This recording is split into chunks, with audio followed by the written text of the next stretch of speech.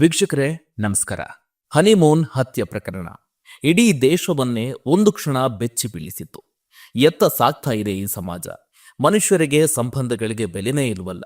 ಕೊಲೆಗಳ ಮೇಲೆ ಕೊಲೆಗಳು, ಜೊತೆಗಿದ್ದ ಸ್ನೇಹಿತರೆ ಕೆಡ್ಡ ತೋಡೋದು, ಮದುವೆಯಾದ ಹೆಂಡತಿ ಗಂಡನಿಂದಲೇ ಕೊಲೆ ಆಗೋದು, ಹೆಂಡತಿಯೇ ಕುಟುಂಬದ ಸದಸ್ಯರೆಲ್ಲರಿಗೂ ಕೂಡ ವಿಷ ಹಾಕಿ ಸಾಯಿಸುವ ಪ್ಲಾನ್ ಮಾಡೋದು, ಇದನ್ನೆಲ್ಲವನ್ನ ಕೂಡ ನೋಡ್ತಾ ಇದ್ರೆ ಈ ಜನರ ತಲೆಯಲ್ಲಿ ಏನಾಗ್ತಾ ಇದೆ ಎನ್ನುವ ಸಾಮಾನ್ಯ ಪ್ರಶ್ನೆ ಕೂಡ ಹುಟ್ಟುತ್ತೆ. ಈಗ ನೆರೆಯ ತ್ರಿಪುರದಲ್ಲೂ ಕೂಡ ಮತ್ತೊಂದು ಆಘಾತಕಾರಿಯ ಘಟನೆ ಬೆಳಕಿಗೆ ಬಂದಿದೆ. 26 ವರ್ಷದ ವ್ಯಕ್ತಿಯೊಬ್ಬನನ್ನ ಕೊಲೆ ಮಾಡಿ ಶವವನ್ನ ಐಸ್ ಕ್ರೀಮ್ ಫ್ರಿಡ್ಜ್ನಲ್ಲಿ ಇಟ್ಟಿರುವ ಘಟನೆ ಬೆಳಕಿಗೆ ಬಂದಿದೆ. ಕೊಲೆಗೆ ತ್ರಿಕೋನ ಪ್ರೇಮವೇ ಕಾರಣ ಅಂತ ಪೊಲೀಸರು ಹೇಳ್ತಾ ಇದ್ದಾರೆ. इसका मेन रीज़न है कि एक लड़की थी, उसका अफेयर पहले जो लव अफेयर था सरीफुल इस्लाम के साथ चल रहा था. उसके बाद उन दोनों का कुछ झगड़ा हुआ था. दिवाकर साहा जो है डॉक्टर, वो लड़की का कज़िन ब्रदर है, तो उसको भी वो लड़की से प्यार हो गया था और उन दोनों का भी बहुत सारा मोबाइल में लव मैसेजेस एक्सचेंज है. तो एक सॉर्ट ऑफ ये लव ट्रायंगल हुआ था दिवाकर साहा और लड़की और शरीफुल इस्लाम के बीच में. ಶರೀಫುಲ್ ಇಸ್ಲಾಂ ಕೊಲೆಯಾದ ವ್ಯಕ್ತಿ ಈತ 20 ವರ್ಷದ ಯುವತಿಯೊಂದಿಗೆ ಸಂಬಂಧ ಹೊಂದಿದ್ದ.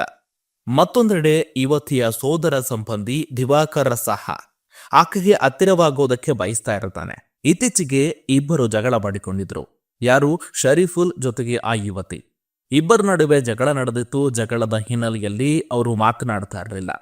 ಇದರ ಲಾಭವನ್ನ ಪಡೆಯೋದಕ್ಕೆ ಸೋದರ ಸಂಬಂಧಿ ಆತನನ್ನ ಕೊಲೆ ಮಾಡಬೇಕಂತ ಸಂಚು ರೂಪಿಸ್ತಾನೆ. MBBS ಪದವೀಧರನಾಗಿರುವ ಆರೋಪಿ ಜೂನ್ 8ರಂದು ದಕ್ಷಿಣ ಇಂದಿರಾನಗರದಲ್ಲಿರುವ ಸಂಬಂಧಿಕರ ಮನೆಗೆ ಶರೀಫನನ್ನ ಆಹ್ವಾನ ಮಾಡಿದ. ಅಲ್ಲಿ ಇತರ 3 ಸಹಾಯದಿಂದ ಆತನ ಕತ್ತು ಹಿಸ್ಸಿಗೆ ಕೊಲೆ ಮಾಡ್ತಾನೆ. ನಂತರ ಶವವನ್ನ ಟ್ರಾಲಿ ಬ್ಯಾಗ್ನಲ್ಲಿ ತುಂಬುತ್ತಾನೆ.